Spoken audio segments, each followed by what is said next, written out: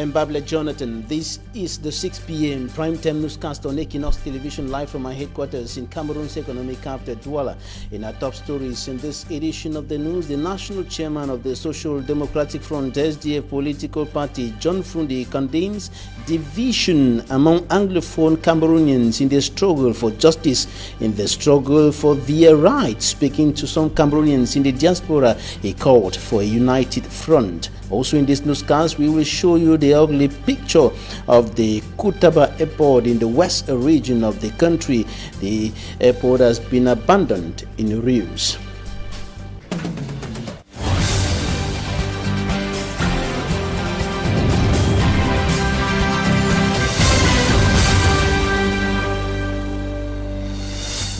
Thanks, dear viewers, for joining us in this edition of the news on Equinoxe Television. We begin this newscast in the town of Kumba, Meme Division, southwest region of the Republic of Cameroon, where 2 children have died in unclear circumstances, and their sister is under medical attention. The children died allegedly after consuming Irish potatoes, and the cause of their death remains uncertain. Smanjik and Gabriel reports. Inhabitants of Kusala 2 quarters in shock. They have all gathered after the ugly news they received concerning 3 kids who consumed porridge Irish potatoes.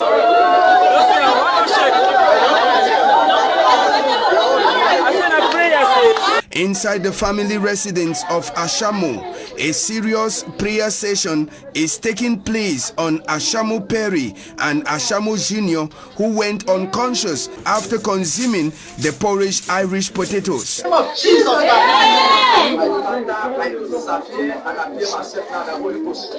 They were later taken to church, where they both gave up the ghost. Meanwhile, their elder sister, Ashamo Blessing, is responding to treatment at a hospital facility in Kumba. This incident occurred in the absence of the father, who went to the farm and left them in the company of their grandmother. Smanjik and Gabriel reporting there, and we stay in the southwest region of Cameroon to talk about the poor execution of public investment projects in that part of the country. And the president of the follow-up committee, Honorable Seme, is urging the contractors to do their work, or will have to face the law. He was speaking in the town of Boya, and Derek Jato reports. What accounts for the poor execution of the public investment budget in the southwest region? Now we are at 15%. We should be at least 50%. Honorable Malumba Esembe, Member of Parliament for Buya Urban and Chairperson of the Follow-up Committee, one answers. And if the war in the southwest region is held responsible for the snail pace of activities here, with which supporting fact can someone defend the situation where Buya subdivision, for instance, considered to be the most secure subdivision in the region in comparative terms, is still at 0% realization of its 10th project, while a Yumojok in Manu division, where it is said to be boiling with separatist fighters' activities, stands at 69.55% of the physical execution rate of its project. Myself, I have this work here. We believe that Buya is one of the safest places in the region. Everyone is proving his or her point. Comes to Buya. Everybody is running from the bushes and coming to Buya. Security here is much better. We run behind Buya Council several times, but we did not succeed. Of course, we understand that administration is continuous, and if the previous administration did not take into consideration, we would like to have that document so that we can be abreast with.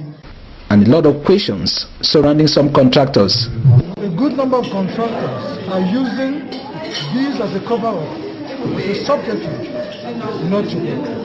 And that's why we send a strong message across that we should be alive to the criminal provisions. But the contractors on their part reminded the authorities to always clean their hands whenever they are coming to equity. We just see AIB, a contractor has gone up to 90% execution, and it's on the second phase without 1% being paid. I personally am facing the same situation repeatedly. It's a problem. So I think we should equally look at respecting financial engagement with contractors. A lot has changed for the worse in the Southwest region, but critics say it is regrettable that the minds that are expected to bring the positive changes have remained unchanged. And how can one be doing the same thing time and again and expect different results? With the methodological conclusions and recommendations, then we won't be making any progress. These Southwest Regional Follow-up Committee members will be meeting again in 6 months.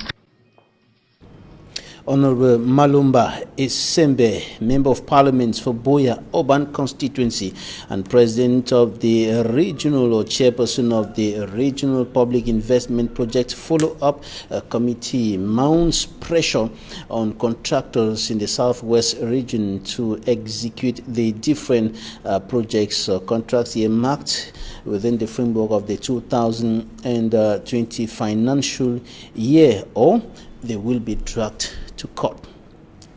Now we're going to talk about the struggle for justice, the struggle for their rights, the Anglophone struggle. And the national chairman of the Social Democratic Front, John Fundi, is condemning division among Anglophones in the struggle for their rights. Some are at the extremes, saying they will take nothing less than secession. Others are demanding for federalism, some demanding for confederalism, and others are standing with government on decentralization. And the national chairman of the Social Democratic Front, John Fundi, a political party that has been standing on the federal position for years and fighting for federalism, says that Anglophones must come together in a common front and look in the same direction, or they will be fighting a loose battle. He was speaking to some Cameroonians in the diaspora. Take a listen to John Fundi. I've followed the struggle all along, and I feel really hurt that it's all a blame game now.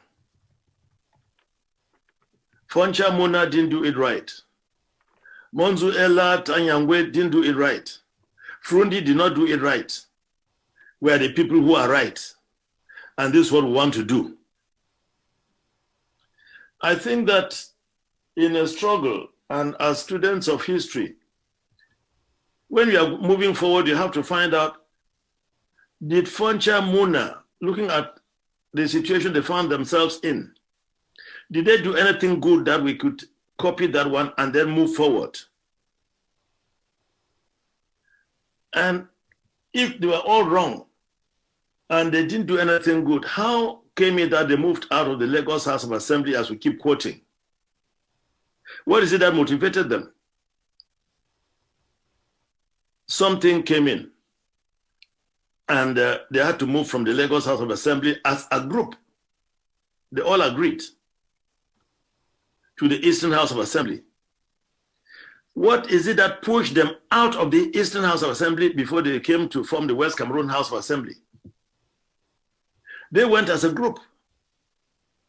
But you are here educated and you are open to the world, and you cannot bring yourselves together. And you have different groups here. Oh, my own boys are here. I have my boys on the field. And all those boys are calling, they're dying. And when you cannot find a way out, you tell them, oh, but Frundi did not get out of parliament. He was supposed to get out of parliament. I say, please. For Frundi to form the party, we sat down, discussed, debated, and came out with a program, which is sold out to people. They bought this program. And if I find myself at a position where people are telling you, just with guns, get out of parliament, we'll teach you a lesson, this and that. It's not teaching a lesson to anybody or to a group of people. It's looking for a way forward. Can we, as Anglophones, who believe that we have a problem, look for solutions? We are I've been insulted, I've been cheated, But because of my love for my native land, I still stand firm that we have to look for a way forward. Coming up, we take you to Bamgum in the west region of the Republic of Cameroon. For me, Armstrong Sander is going to paint the ugly picture of an air transport amenity abandoned in ruins. But before that, we're going to talk about hepatitis. The cost of treatment has become very high, has significantly increased as a result of the closure of borders in the fight against the coronavirus pandemic, and some of the hepatitis patients who have been spending between 50 to 250,000 francs CFA a month for their treatment are now unable to meet up with the financial requirements because of the sharp increase in the prices of drugs. Immaculate Fogwe reports. The closure of borders due to the COVID-19 pandemic has provoked an increase in the price of drugs used to treat hepatitis patients in Cameroon. Patients suffering with hepatitis in the country spend 50 to 250 CFA francs monthly for treatment. Dr. Chuzwe John explains what hepatitis is. Simply put, hepatitis is inflammation of the liver. The causes could be excessive intake of alcohol, some medications, autoimmunity, and most commonly, viruses. Statistics show that 12% of the Cameroonian population are suffering with hepatitis B, 3% with hepatitis C, making the country one of the most affected in Africa. The two main hepatitis dangerous is hepatitis B and hepatitis C because they can lead to cirrhosis and liver cancer. This is to summarize this thing. So the problem is, to avoid this is the hygiene and measure of prevention. For instance, the blood transfusions, scarifications, and so on, and mother-to-child transmission prevention.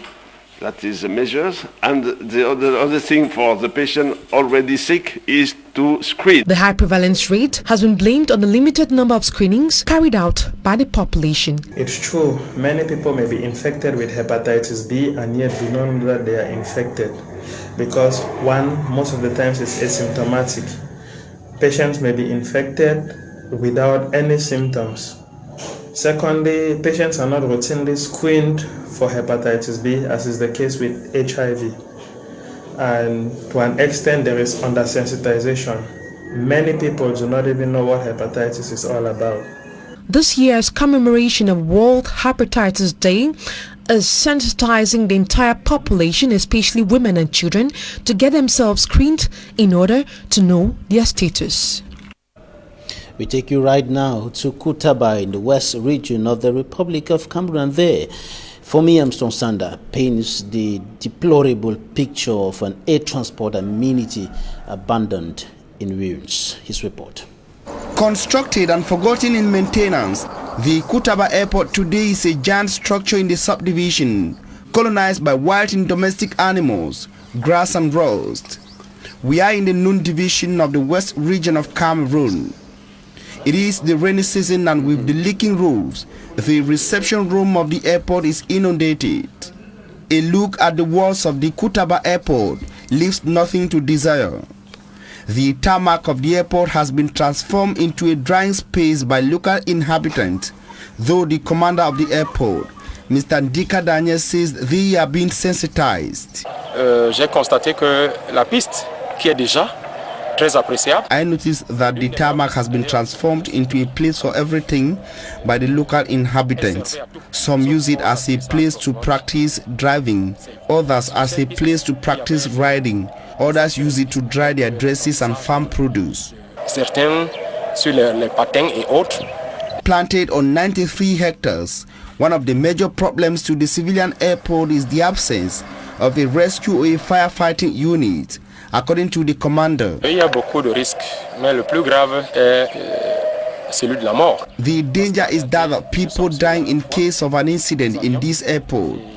In aviation, when a pilot is in difficulties, he looks at his map and tries to land at the nearest airport to save lives, the aircraft and goods on board.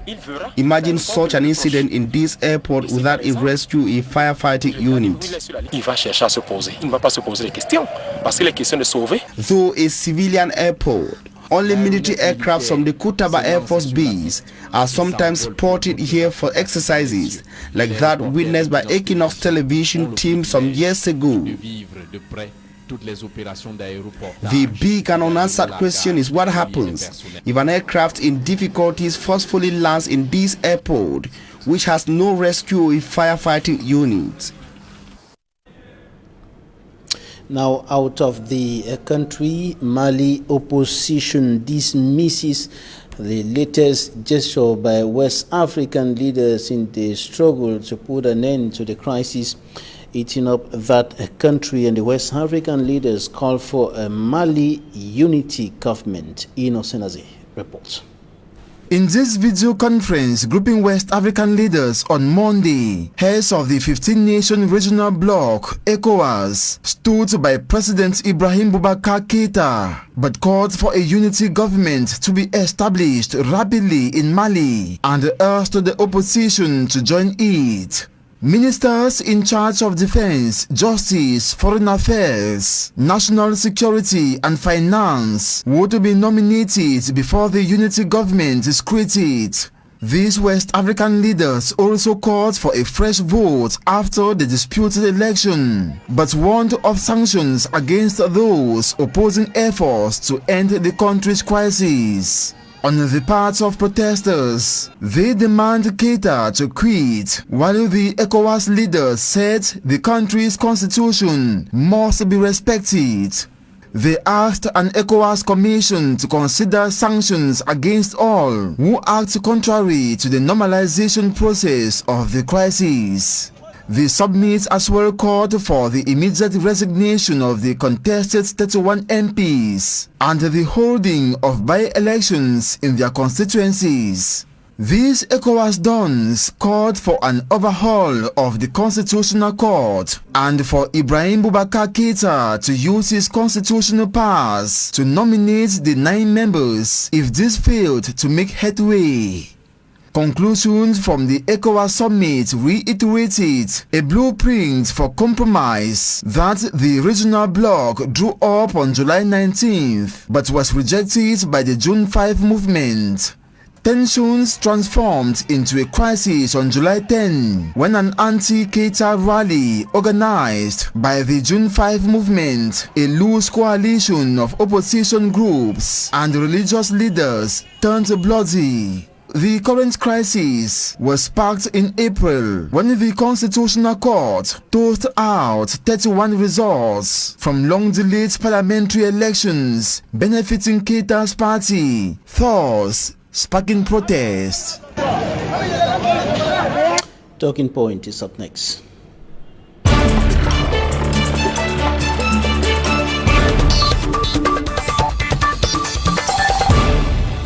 Our guest today, Dr. Eugene Ate, medical expert and civil society leader, is joining us from Maryland in the United States of America. Thanks for joining us today, Doctor. Thank you, Mr. Jonathan, and thank you to your watchers. All right, before we talk about the Anglophone struggle, I want you to give us some latest information on the coronavirus pandemic in the United States of America. What's the situation there? It's pretty tough out here because the population didn't want to follow the science. There was a lot of politics in the handling of the initial outbreak, and it became a political battle between Democrats and Republicans. And once you politicize a pandemic, it is always very difficult to contain. So we are having almost a second wave because of the politicization of the pandemic. What about blacks? What information are you receiving from your fellow Cameroonians and Africans who are in the United States of America? They were the most affected by this pandemic so far. I think the Africans and Cameroonians in particular have been trying to stay safe. But yesterday we were actually worried because we had one Nigerian trained Cameroonian who came on the airways and made some inflammatory statements, which honestly, as a Cameroonian, I'm ashamed. I mean, if you have a point, you can state your point, you can state your anecdotal evidence without berating other medical doctors, without berating other medical leaders. For a doctor to stand up and say, I am a real doctor, and those are fake doctors, I don't think that's professional. So that has actually affected some of us within the Cameroonian community, and we only pray that this lady will realize the damage she has caused to us Cameroonians and to the world in general, and probably apologize one day. All right, Dr. Eugene, you certainly heard the chairman of the Social Democratic Front, John Fundi, talking about the way in which Anglophone Cameroonians are going about struggling for their rights, fighting for justice, and he was talking about division among Anglophones, some standing at the extremes, asking for nothing less than the restoration of the statehood of the former Southern Cameroons, others moderate, asking for federalism or confederalism, and others standing with government on decentralization and, of course, the special status. What is your take on how Anglophone Cameroonians are going about this struggle? Let me start by expressing my heartfelt condolences to the families who've lost loved ones during this conflict. Most especially the families in Benin, the families in Gabur, the families in Santa, the families in Mancon, and also to the family of Mami Api, who was roasted in her house. I would also want to express heartfelt condolences to the family of Mrs. Florence Ayafor, the D.O. Namata of Atibo, and a couple of police people whose heads were cut off. I would like to state here that war is not good, and nobody benefits from a war. As concerns what the national chairman of the Social Democratic Front said, it is on point. The problem we are having now is that a group of individuals think that they have the absolute right to speak on behalf of those from the Northwest and Southwest region. That is a fallacy. Every inhabitant of the Northwest and Southwest province has an opinion, and this opinion must be heard.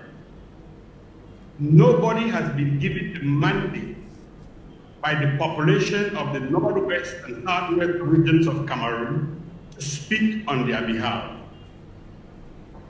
So now what have we out here? When you're talking about some Anglophone Cameroonians who have taken upon themselves the mandate to speak for Anglophones and who think that they are the right persons to speak for Anglophones, who are you referring to?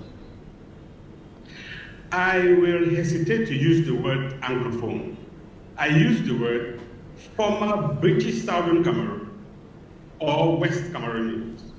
Or I go with the term Northwest and Southwest regions of Cameroon.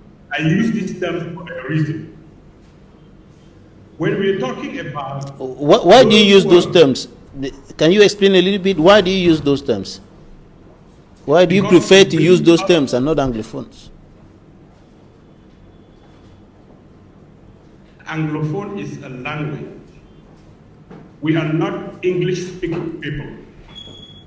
We are Cameroonians from the northwest and southwest regions. We were formerly called the British Southern Cameroonians.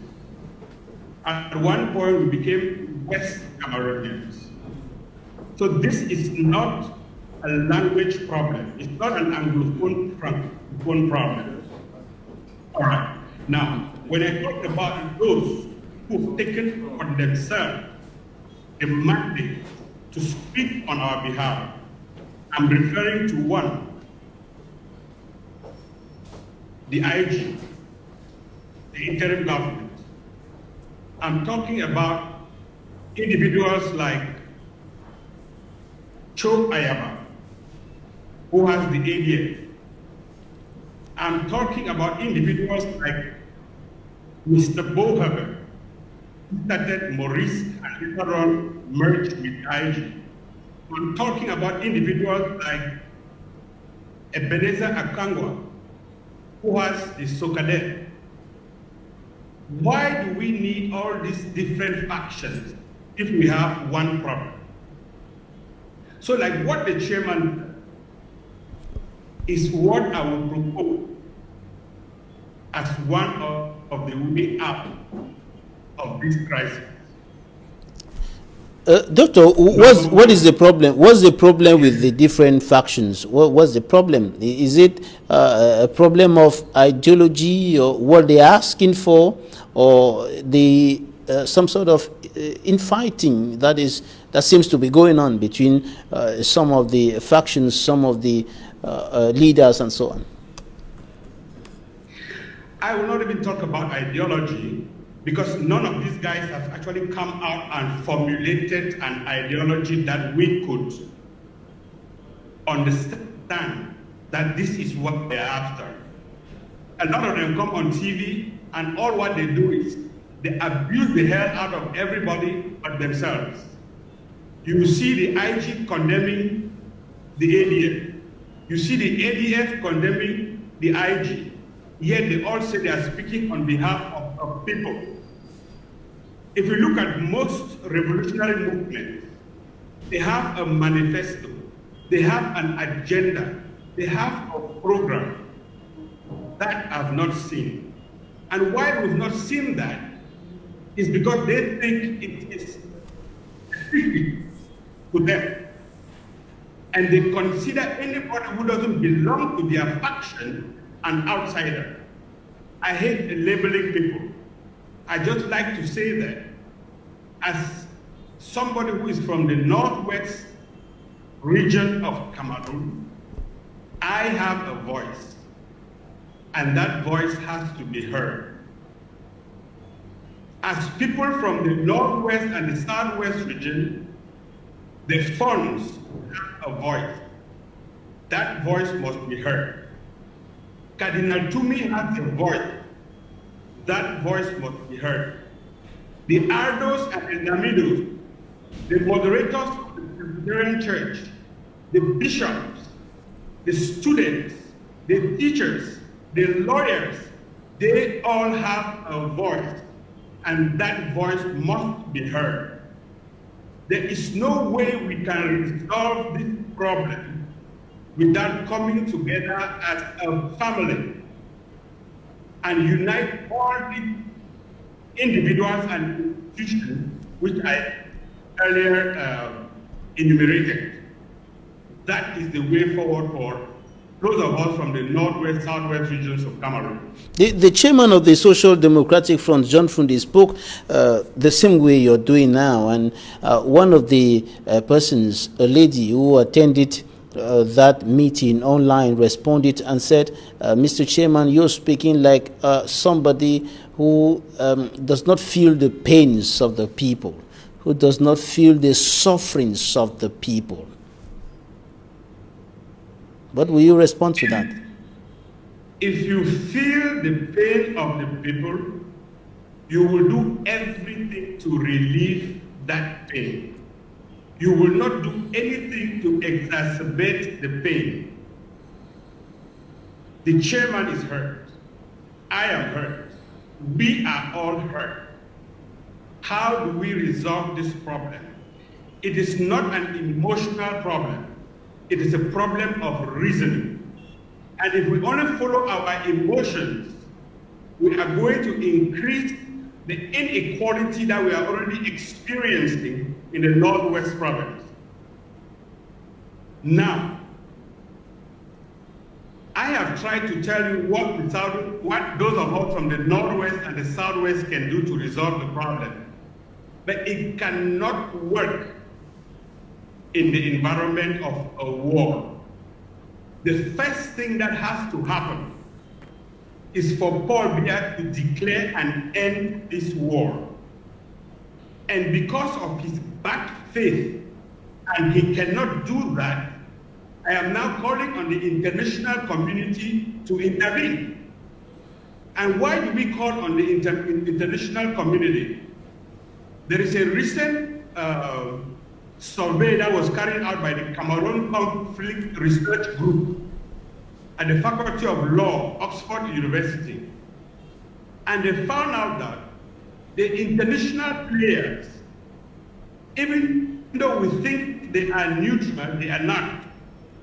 They are tacitly supporting the government in Yaoundé. I take you a case in point. I wouldn't belabor the French and the British. The Germans have been conducting a secretive mission in Cameroon for 4 years without consulting their lower house of parliament. And they use a loophole which states that if there is no boots on the ground, you don't need to inform us. It was when they started investigating this mission that it ended. So Germany cannot say they are neutral. Number two, Canada cannot say they are neutral.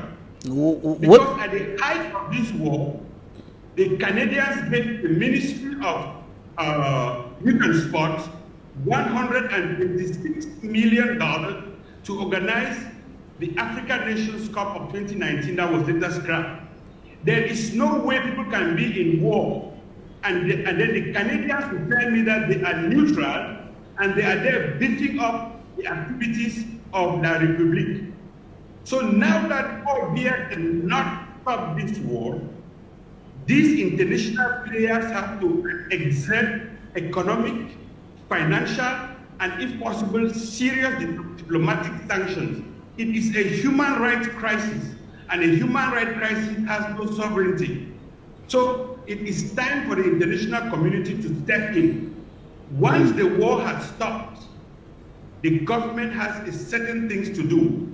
All right, but before we come to that, what you just said now, asking for international or targeted sanctions on some government members or members of the Cameroon government is one of the things that Human Rights Watch asked for in its last release. But when you say that President Paul Biya has bad faith and does not want to put an end to the crisis, what do you make of all the measures that have been taken so far, all the steps that have been taken so far to put an end to the killings and the destruction going on in those two regions? How can you stop killings when the war is on?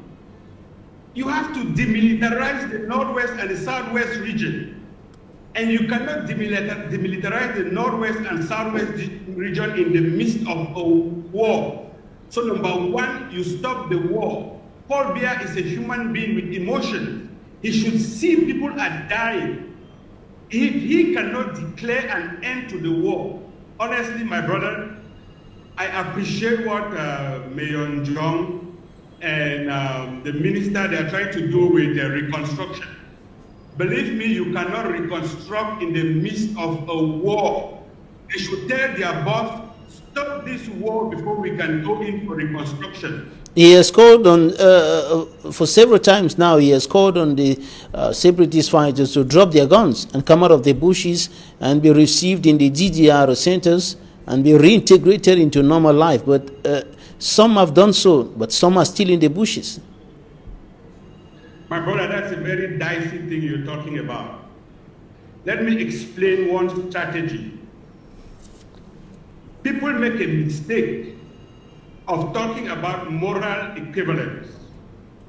Yes, the Amber Boys have committed some atrocities. Some of them have done things which are grotesque. But you cannot compare what they are doing with what a professional army is doing. There is no moral equivalence. We can hold a military responsible for not protecting the people of the Northwest and the Southwest regions. You cannot hold the Amber Boys responsible for not protecting us. These Amber Boys, whatever they call themselves, they are misplaced within the society. And let me tell you, some of the actions of Amber Boys falls directly and squarely into some of the rhetorics that some of my brothers out here in the diaspora have been using. I won't mince words. Chris Anu has to tone down his rhetoric. I've heard him once or twice calling for the attack of the United Nations convoy.